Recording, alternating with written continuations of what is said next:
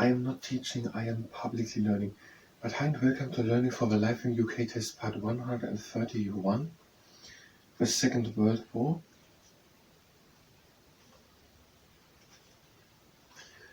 While doing morning stretching, and if you participate in the morning stretching, that's at your own risk, and this is about war and the Second World War.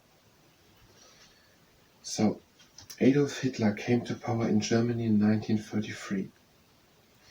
So in 1933, there was a person, his name was Adolf Hitler, and he got the leadership in Germany. He believed that the conditions imposed on Germany by the Allies after the First World War were unfair. So he and also a lot of his supporters believed that the conditions after the First World War were unfair. That it was one of the main reasons. After the First World War, they never explained anything to it.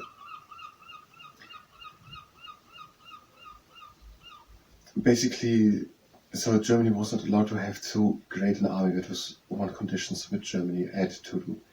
And Hitler was against that. And also many people in Germany. And another thing was that Germany has the guilt for the First World War. And that many people in Germany and Adolf Hitler were not okay with that it was said that Germany had the alone guilt and at the First World War. And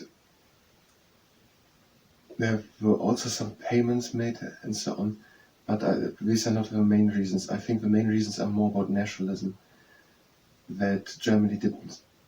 Hitler wanted to create a great army, that was one of the things, and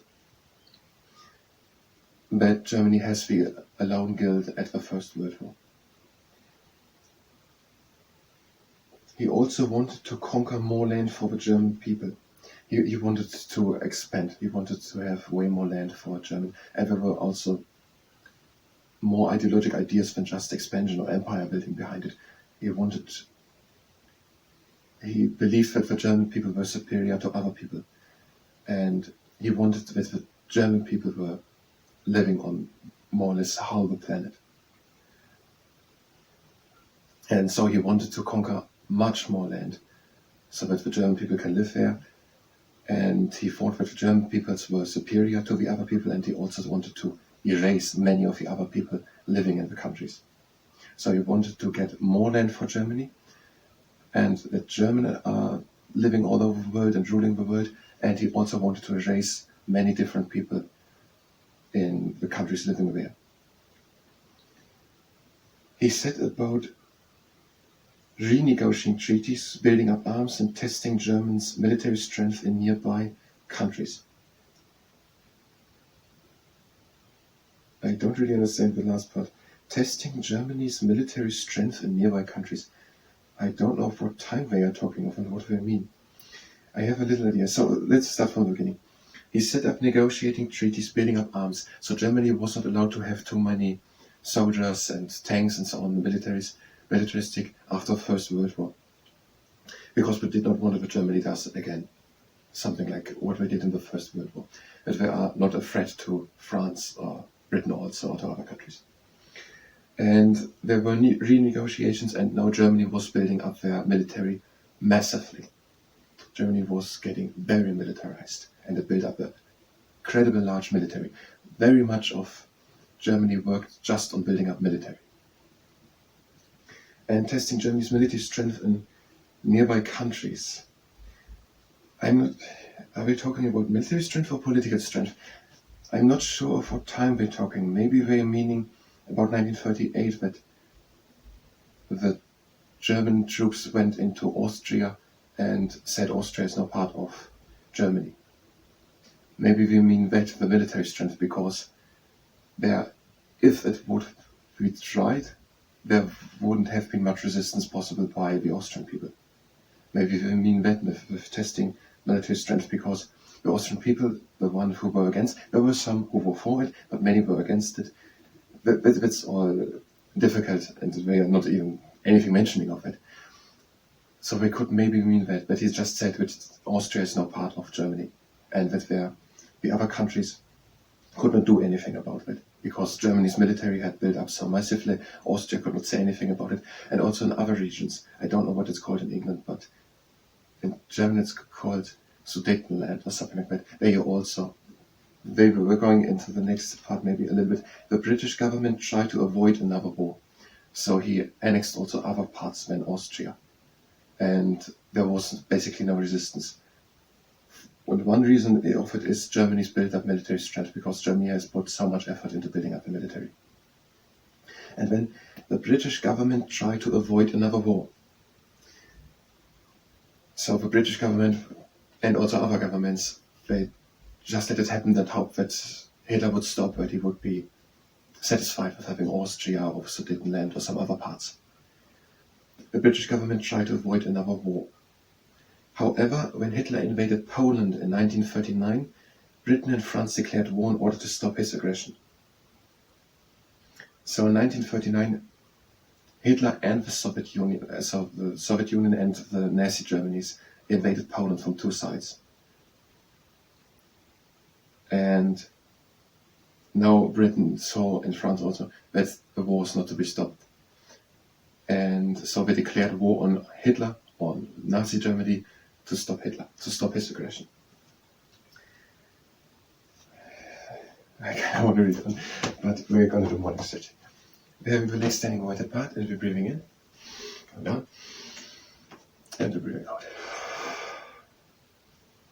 And again in, and out, and again in, and out, and again in, out. Last time breathe in, and out, and again in, and out. Breathe in and close the legs, and out.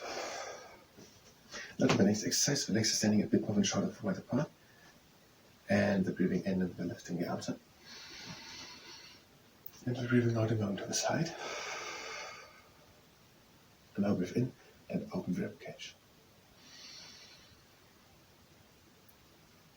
and out, and again in, and out,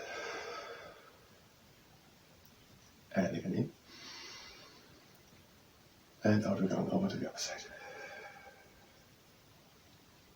And now breathe in and up the rib cage again,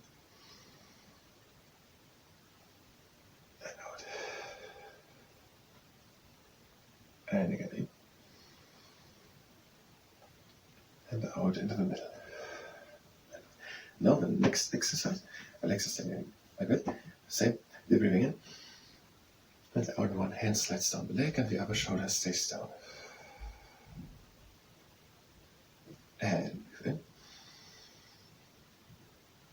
and out. We're taking one arm over.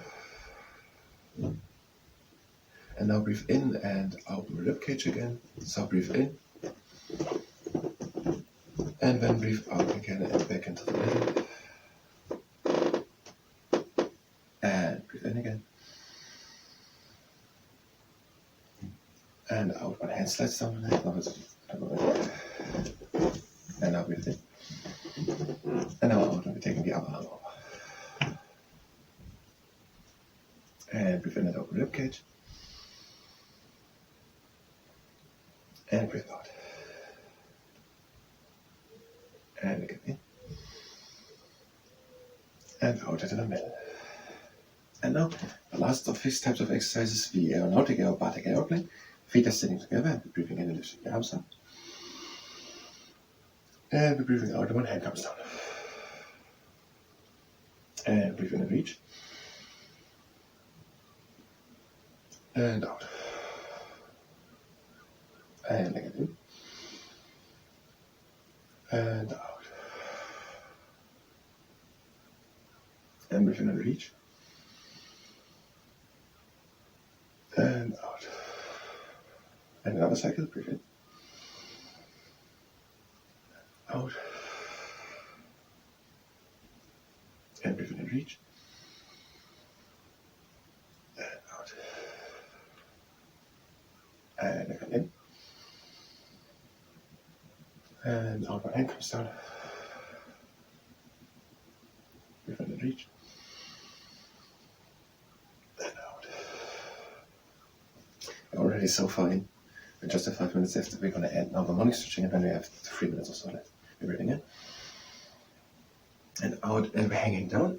And we're just happy to come deeper down by breathing in deep through the nose into the chest, and out through the mouth.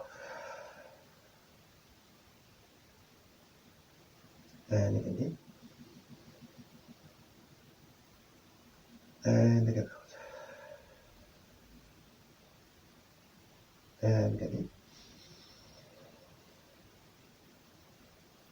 and out, and again in, and out over to the leg, and again in, and out over to the other leg, and again in, and out,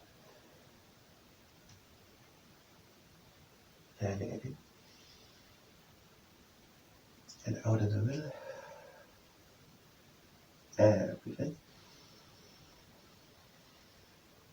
and out, and coming slowly with a round leg up. And now the same with closed legs. So breathe in, and out, and hanging in down, and in, and out, and again in, and out, and again in, and out,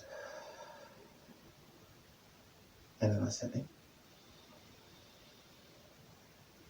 and out, we come again slowly up with a round back and make top backwards shoulder.